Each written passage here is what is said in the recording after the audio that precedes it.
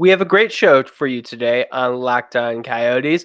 Unfortunately, no Robin, but it's going to be another great show. I have a great guest. We're going to be talking about the Coyotes and what's been going on this offseason. So stick around and listen. You're Locked On Coyotes, your daily podcast on the Arizona Coyotes, part of the Locked On Podcast Network, your team every day.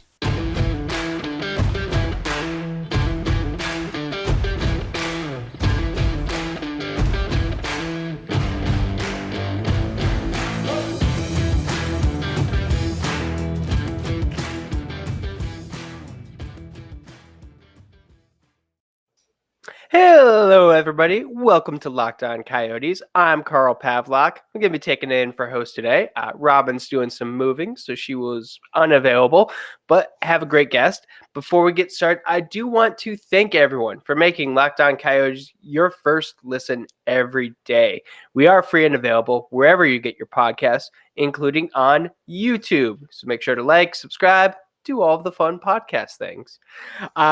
Like I said, have a great guest today. I am joined by longtime person at Five for Howling.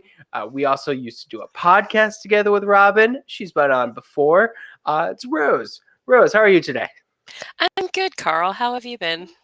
I have been. It's been an off season, but I have Isn't been it good. always? Yes. There was some monsoon rain over the weekend. That was nice. And then I discovered that there was water leaking from my kitchen light fixture. That was less nice. So it's been ups and downs. Yeah. That's terrifying. Thankfully, it was over the kitchen sink. So it was very convenient. I didn't have to lay down bowls or anything. I was just like, all right, not going to turn that light on for the rest of the night. And we will hopefully get this fixed soon. So that's the fun thing. What about you? How have you been enjoying the off season? It's been ups and downs. You know, that kind of thing. Yeah. Some personal tragedies, but that's all right. Nobody here wants to hear about them. But I've been following along with what's been going on with the Coyotes, so it'll be an interesting season. Yeah. Thankfully, no real tragedies with the Coyotes. I'm sorry you're dealing with personal ones, but the fan base did freak out when both, Connor Geekie and Logan Cooley seemed to get injured in just ridiculous situations. Yeah, both at Connor Geekie at development camp, and then Logan Cooley was at the World Juniors camp. Yeah, World Juniors camp. Apparently, just a cod. Yeah. And then Dylan Guenther's been out too, so it's... Well, yeah, but that happened in the Memorial Cup, so... True. Yeah, but let's hope he's up to, feeling a lot better by the time training camp rolls around. I am sorry to say that so much has happened since then. Like, when I saw, because he wasn't on Team Canada's roster for their training camp, and it's just like, crap, did Guenther get hurt and I not find out about it? And then it's like, oh no, it happened a while ago. Just so much has happened. Since it's been a while since you've been on, so why don't we start with the draft? What would you kind of think about Bill Armstrong's draft strategy? I mean, I'm not really up to date on prospects and everything like that. I was surprised to see Shane Wright fall so low. You know, even though I wasn't really surprised that he didn't go number one after Bob McKenzie's rankings came out. I was like, okay, well, Bob knows.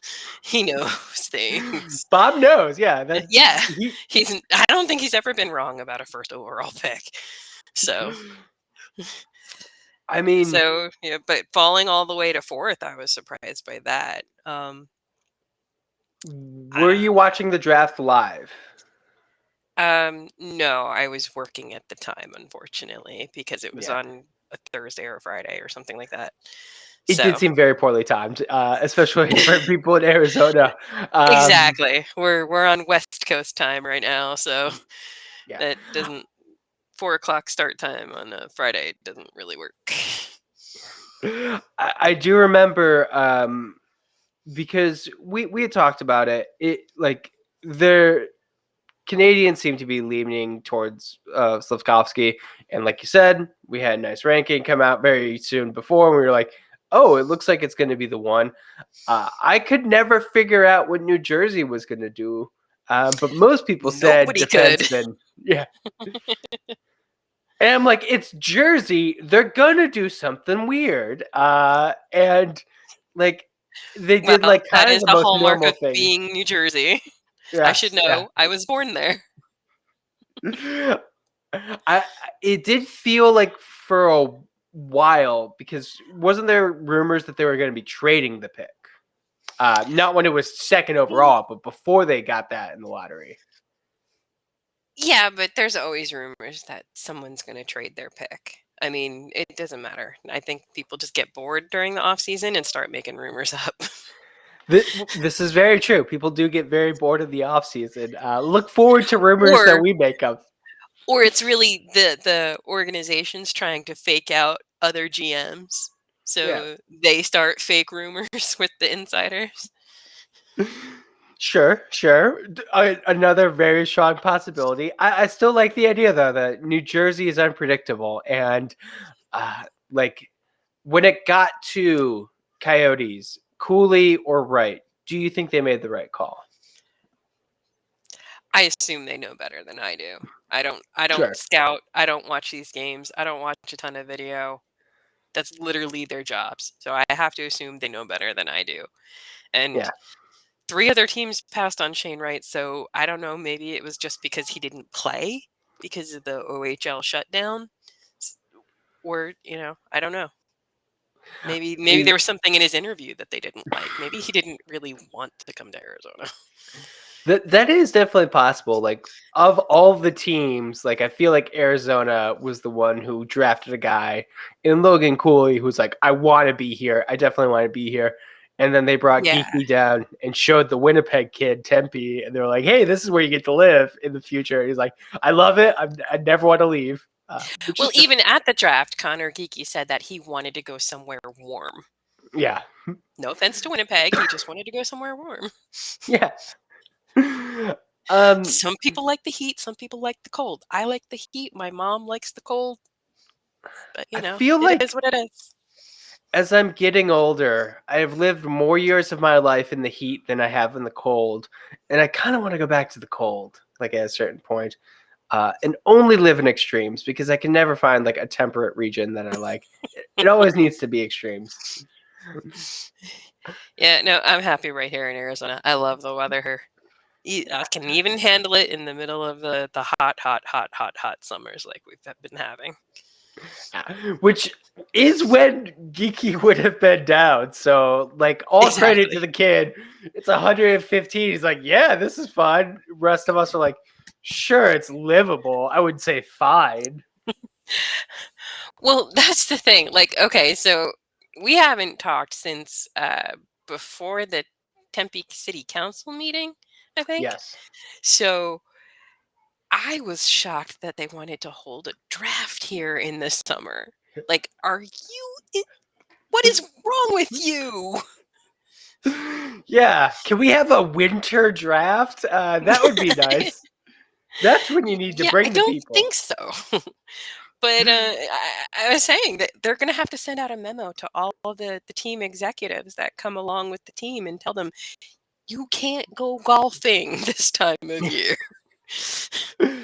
I mean, let's be honest. These are professional athletes and former professional athletes. They seem like That's the the kind of problem. jerks that wake up at like 4 a.m. when it's still cold. Plus, Yeah, like, still cold being 80 degrees at 4 a.m. plus they're going to be East Coast people, except for the ones in the West Coast. They'll This is be what I'm talking used. about. These are the people who are going to get heat stroke. Yes. And the fans, do you like?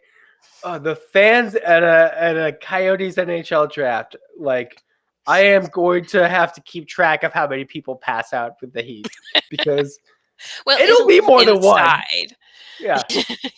but it's when they do the extracurricular activities. If they think they can go hiking or golfing, it's like, no, no, no, not this time of year.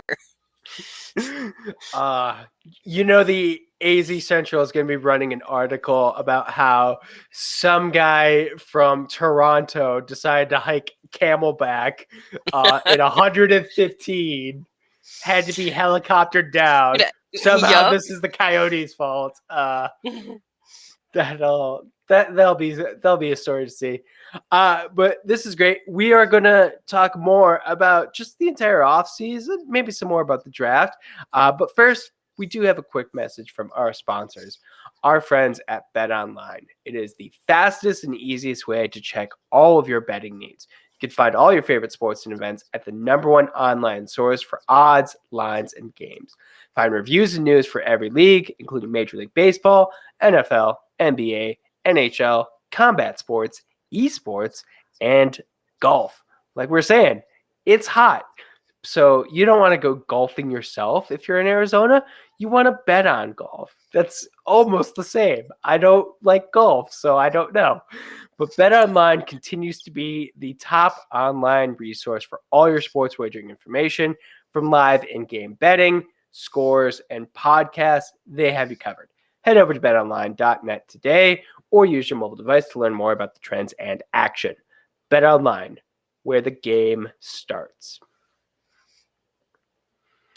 Hey, this is Carl Pavlock on Locked On Coyotes. Like I said at the top of the show, no Robin today, joined by Rose. Before the break, we were talking about the Tempe City Council meeting and the promises that Gary Bettman has made. We had Justin Emerson on the podcast last week, and he rightfully pointed out, like, Gary Bettman's made these promises before. But it seems like if they actually get an arena, these promises are going to be like kept in because there's not going to be a city of Glendale that you're looking to spite. What did you think of the idea of an all-star game in Arizona, though? Well, I think it's about time. I mean, yes, Gary Bettman did promise it before, Yeah, but Glendale promised to have a 15-year contract, and they reneged on it. So this is true. I kind of can't blame Gary for not putting an all-star game here when they reneged on their contract. I mean, Yeah. Don Maloney was submitting a bid to get the World Juniors that year. I think it was a couple years later that the World Juniors were played in Buffalo, and they had that outdoor game. That Yeah. was the World Juniors he was bidding on. He was going to submit a bid to get it here in Arizona. And that had to be canceled because Glendale reneged on the 15-year deal. So, Yeah. I mean, that wasn't the only thing we lost was the All-Star game. I do remember that at the time because it was like we didn't know that Maloney was submitting a bid for World Juniors. Like, it was just one of those things in the background. Yeah, I'm not sure it was actually Maloney submitting the bid, but the Coyotes organization. Yeah, sure. Definitely an important distinction to make. But yeah, Coyotes organization didn't make it. It's like when you find out your TV show was canceled, like before the pilot even happens. You're like, Right. oh, that sounds like a great pilot. The Coyotes doing the World Juniors. Perfect opportunity. Get in the younger players, kind of showcase them, show them what Arizona's like. It's definitely a place that is, used to hosting young athletes. We have a lot of professional sports tournaments come through here. Could definitely do it. And Christmas just is kind of a great time to have a hockey tournament here. yeah, definitely. Like, yeah, I mean, the draft is going to be fun. I'm going to go to it if and when it actually manifests. But it's going to be hot. The World Juniors played in December in Arizona. That's perfect timing. So, I mean, it's not something that Gary Bettman can promise, but I do wonder if that is something that gets considered in the next couple of years, Coyotes hosting the World Juniors, because that would be really good. I think they would be stupid not to if they have the Yeah. when you have the Tempe arena finished, assuming it gets approved, fingers crossed. I'm not, Yep. I'm really hopeful about this one. I've got a really good vibe for it. And Knocking on wood. yeah, knocking on wood that it happens and gets approved. And the airport doesn't screw it up. That airplane. That they would be stupid not to bid for things like the World Juniors, the Frozen Four, and other tournaments like that. Even the Final Four could be played partially at the Tempe Arena and then at ASU's arena.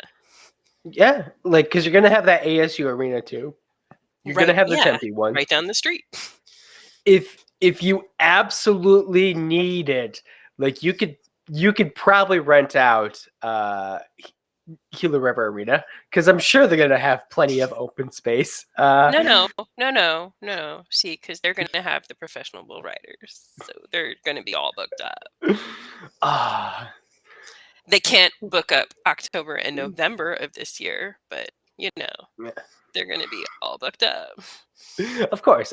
I always forget about the professional bull riding, the staple sport of Arizona. I honestly thought that they may have a point with potential for attracting new concerts. Like I wanted to kind of give them the benefit of the doubt of that, but then COVID happened, and it's like, what are concerts even more anymore? Who knows? But they're coming back. They're making a comeback. But arena concerts, do those increase? Do those decrease? I don't know. I never really went to arena shows. I have. In fact, I actually went to a Disturbed concert at Gila River Arena. It was a great concert. It was a great venue. It was just on the wrong side of town. I went to Taste of Chaos at Gila River Arena, and it would not surprise me if Disturbed was one of the bands that was there. But I remember that being pretty okay. I have seen Muse at the Footprint Center many years ago. And then, usually the biggest place I'm at is I don't know, whatever Cricket Pavilion is called now. Oh, is it not Auction Pavilion now? It could. I think it is. It's okay. I've been there. I went and saw Slipknot at Auction Pavilion. Nice. Which was fun till the storm started rolling in, because that's an outdoor venue. I think I saw it Taking Back Sunday at the Mesa Amphitheater, and there was a storm then, which, like you said, not very fun. Arizona weather is not great for concerts. No. And concert season happens to happen during monsoon season. Yes. I don't understand why bands don't shift their tour schedules so that they're in Arizona when it's nicer here, instead of playing outdoor concerts in 100-degree weather. Yeah, because they want to do that 100-degree day. It's like going to a sweat lodge. But we have strayed a very long way. Sorry. We were talking about Arizona, though. Potentially you could have Gila River Arena host something if you really need that third sheet of ice. I don't think that it would be necessary, but no, because you have to remember that in addition to the NHL ice, you're also going to have a community rink at the TED, and then the ASU also has a community rink too. So that's 2 sheets of ice per arena. So that's 4 sheets of ice in Tempe. So they got plenty of ice. They don't need to go to Glendale. No one needs to go to Glendale anymore, which is just thankfully the best thing for the Coyotes. But okay, so let's see. We've gotten your draft thoughts. We've gotten your Tempe City Council thoughts. Who do you think Phil Kessel is going to sign with? Let's go with that. Oh, I have no idea. I mean, I've heard rumors about Edmonton, but that doesn't really make sense. Where's Rick Tocchet coaching? He is TNT anchoring, so not coaching. I thought he got hired for a coaching job. Okay. Unless I missed that. I know he was rumored to be in Several. Yeah. Phillies, I think, was the kind of the one that made sense. And then they decided to go with Tortorella, and just the perfect chaos move. Well, he's definitely not going there. Yeah. That would be a bad mix. Yeah, I thought it was Winnipeg. I think Phil Kessel is going wherever Rick Tocchet ends up coaching. So you think Tocchet is going to leave the analyst role at TNT? I think if he gets offered a coaching job, yeah, absolutely, he would do that. Yeah. Whether or not somebody actually offers it to him instead of just, rumoring him is a different question entirely. He could just get rumored onto a team, just show up and be like, you heard the rumors. I'm head coach now. Yeah, the hard thing about Kessel, though, is that when you're taking him, his whatever you sign him for, because he's a free agent now, it also comes with the knowledge that you cannot scratch him because he has his Iron Man streak. And it was bad enough when Florida was rumored to do it to Yandel. And then I think it was Philly that actually did it. Philly actually ruined the Iron Man streak. So whatever team does it has to be willing to take on that, either that bad PR or they have to be willing to just not scratch him. Well, I will say this, because I talked about this a while ago. I think because Philadelphia scratched Yandel and ended that streak, Kessel's now has an end date. And I think it's only like 8 games where he will officially be the number one Ironman holder. I still don't know how to properly say that. I could write it out, but active saying it, Ironman holder, because he wouldn't be. Somebody else has more. Somebody else had more than Yandel. Didn't top the inactive list, just the active one. Most consecutive games played. No, Yandel is at the top, 989. Kessel at 982. For non-active, it was Doug Jarvis had 964.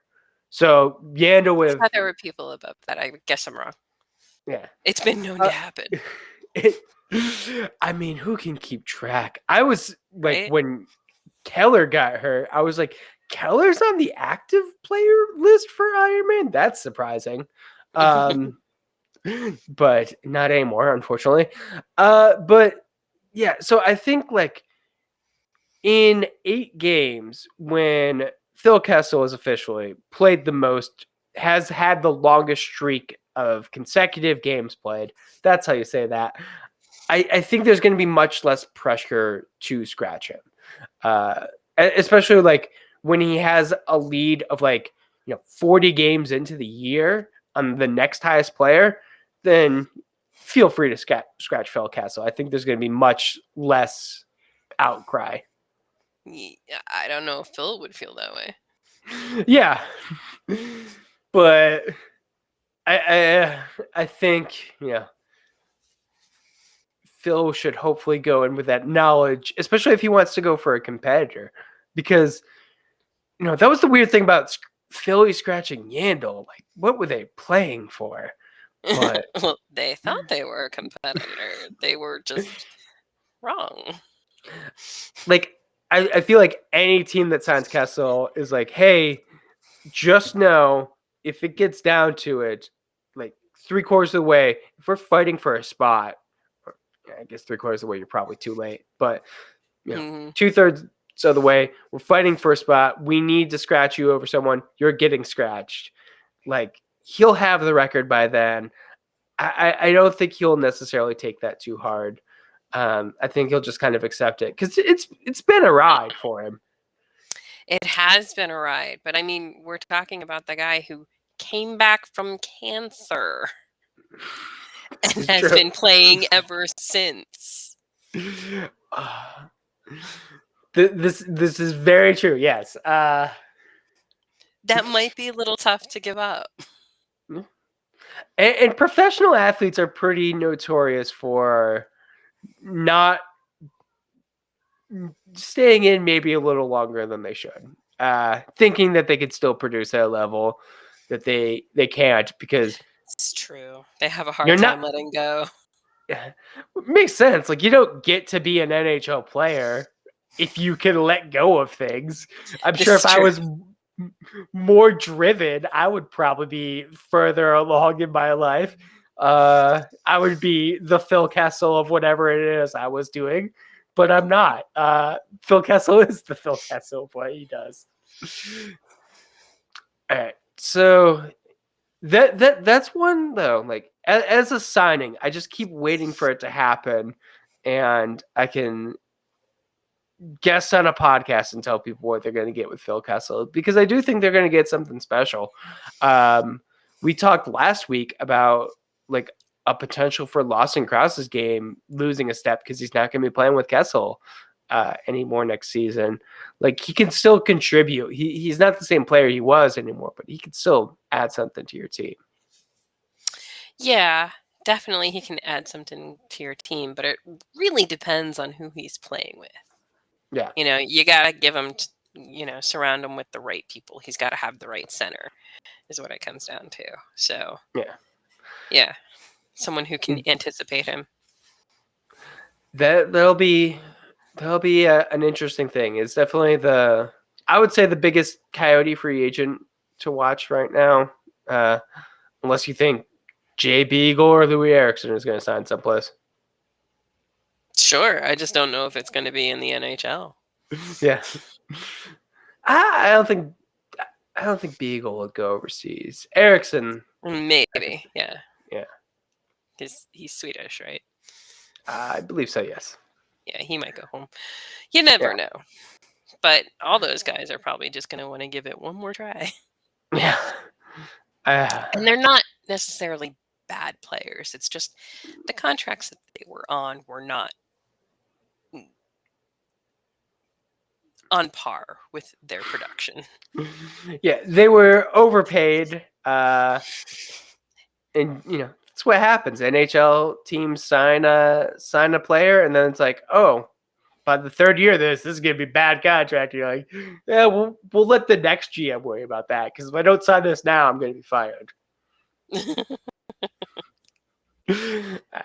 That is pretty much. I'm still pretty sure that Vancouver's GM got fired because of the OEL deal.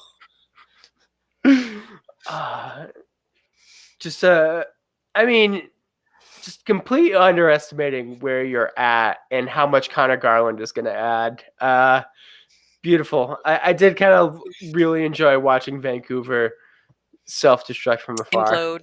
Yeah. It was fun. Good days. But I